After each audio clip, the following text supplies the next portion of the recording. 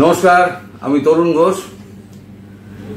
আমি যে বলছিলাম না যে হাওয়া টাইট হয়ে গিয়েছে মইজুর, এই হাওয়া টাইটের আর একটা গল্প আপনাদের সামনে এবারে তুলে ধরছি। এবার মইজু লাগিয়েছে তার পর্যটন মন্ত্রীকে। তিনি একটা ভাষণ ছেড়েছেন পর্যটন মন্ত্রী। খবরটা করেছে দ্য হিন্দুস্তান। তার হেডিং দিয়েছে হিন্দিতে। একটা পড়তে অসুবিধা, কারণ আমরা তো হিন্দি ভাষী নই, একটু পড়তে অসুবিধা হতে পারে। হাম তো হো যায়েঙ্গে বরবাদ, ঠিকানে আয়া হোস তো ভারত সে গিরগিরানা লাগে মালদ্বীপ। এবার কেমন এটা হচ্ছে, তারিখ দেখুন 6 মে 2024। 7 তারিখে বেরিয়েছে, আজকে 8 तारीख আমার হাতে এসছে। भारत से तनाव के चलते मालदीव जाने वाले पर्यटकों की संख्या भी कमी आई है। इसका असर द्वीप समूह देश की अर्थव्यवस्था पर भी पड़ रहा है।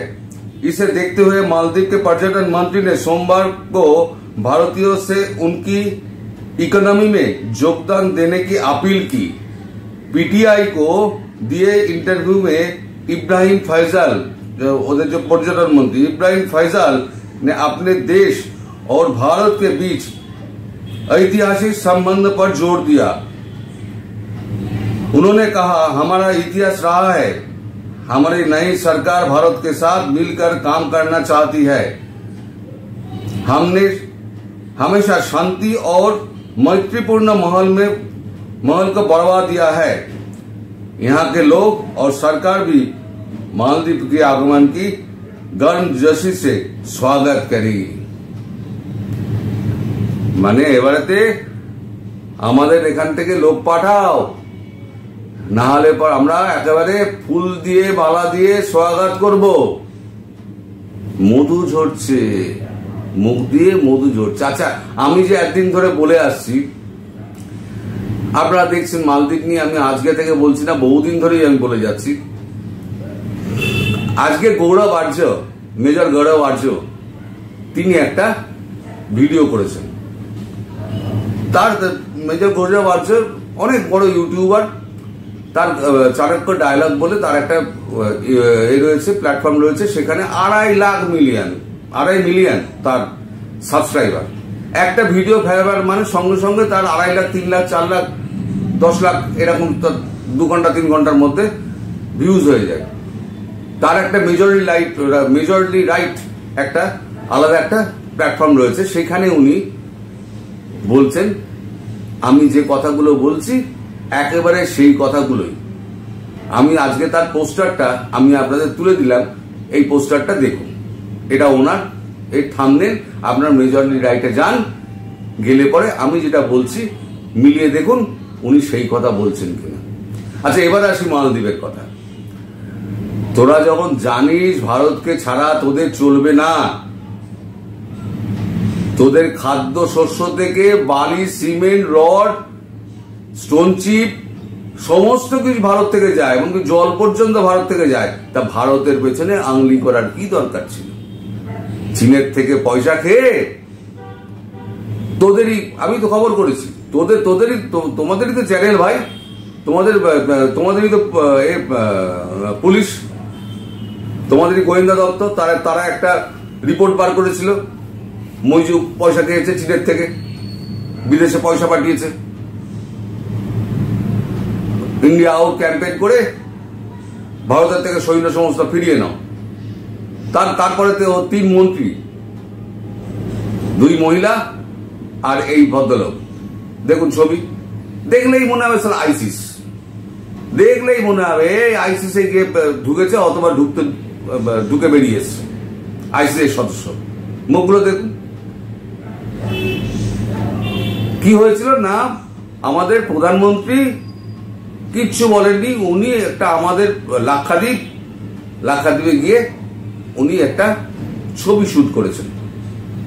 ছবি শুট করে ওনার যে পেজ আছে নরেন্দ্র মোদী, সেখানে উনি শেয়ার করে দিয়েছেন।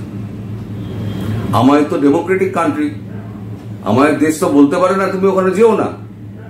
আমাদের দেশ বলে উনি নরেন্দ্র মোদী একটা কথাও বলেন, উনি শুধু লাক্ষাদ্বীপের ছবিটা এ করে দিয়েছেন এবং বলেছেন যে এখানে এসো, আমাদের দেশে প্রাকৃতিক সম্পদ আছে, তোমরা ভাগ করে নাও, এটাই উনি অ্যাপিল করেছেন।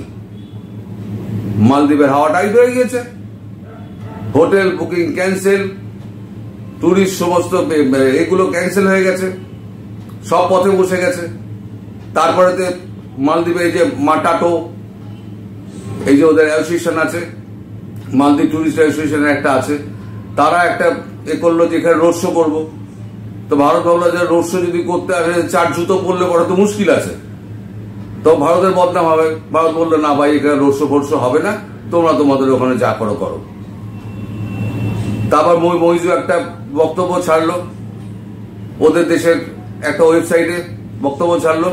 এইবারেতে লাগিয়েছে ওদের পর্যটন মন্ত্রীকে যে এসো আমাদের এখানে এসো, আবার বলছে, আবার নির্লজ্জের মতো বলছে আমাদের অর্থ ব্যবস্থা টিকে আছে তোমাদের টুরিস্টের ওপরে। তা অতই যদি চুলকানি তোদের, তাহলে পরে ভারতের পেছনে আংলিটা করলি কেন? আমি বরাবর যেটা বলে আসছি, আজকে মেজর গৌরব আর্য তিনি এই কথাটাই বলেছেন যে মালদ্বীপের প্রেসিডেন্ট মোহাম্মদ মইজুকে ভারতে এসে মিডিয়ার সামনে ক্ষমা চাইতে হবে। এটা আমি বলেছিলাম 1 মাস আগে, 1 মাস কি 2 মাস আগে বলেছিলাম যে ক্ষমা না চাওয়া পর্যন্ত ভারতীয় একটা টুরিস্ট ওখানে পা ফেলবে না। এখানে এসে ভারতীয় মিডিয়ার সামনে ক্ষমা চেয়ে বল যে আপনাদের ছাড়া আমাদের গতি নেই, আপনারা আমাদের ঈশ্বর, দয়া করে আমাদের দেশে আসুন, আমাদের টাকা দিন। আমি বলি না পাকিস্তানের হাওয়া লেগে গেছে, পাকিস্তানের রকম আমেরিকার থেকে পয়সা নেবে, আমেরিকাকে গালাগাল করবে। আচ্ছা সে ফ্রান্সে একবার কি হলো, একটা কি মন্তব্য ডেরোগেটরি মন্তব্য কিছু একটা করেছিল ফ্রান্সের কেউ, ফ্রান্সের এমবেসি ইসলামাবাদে ঘিরে ফেললো যে ফ্রান্সের রাষ্ট্রদূতকে বার করে দিতে হবে।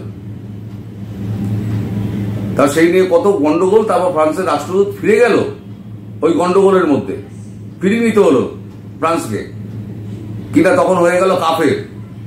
এবার ফ্রান্স যখন 500 মিলিয়ন ডলার যখন দিল, তখন কিন্তু কাফেরের পয়সা বলে, কাফেরের ডলার বলে কিন্তু ছেড়ে দিল না। এরা হচ্ছে এই জাতি, এরা পয়সা চেনে, এদের মুখে ডলার ছুঁড়ে মারো, চাকর বাকরের মতো কাজ করাও। এরা পয়সা ছুড়ে দিলে পরে এরা সারা বাপকেও বেঁচে দেবে, বাড়ির যে কোনো কাউকে বেঁচে দেবে।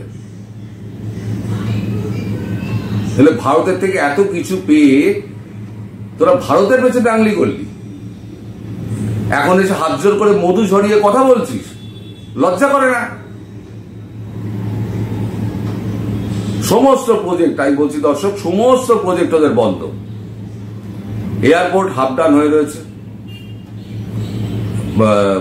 কতগুলো রোড প্রজেক্ট, হসপিটাল, তারপরে আপনার কনস্ট্রাকশন সমস্ত সব বন্ধ, প্রত্যেকটা জিনিস বন্ধ। কোনোটা 70% হয়েছে, 75% হয়েছে, কোনোটা 85% হয়েছে, 90% হয়েছে। ছবিগুলো দেখুন, কারণ মেটেরিয়ালস কোথায়? মেটেরিয়ালস তো নেই, না আছে লোহা, না আছে সিমেন্ট, না আছে রড, না আছে বালি।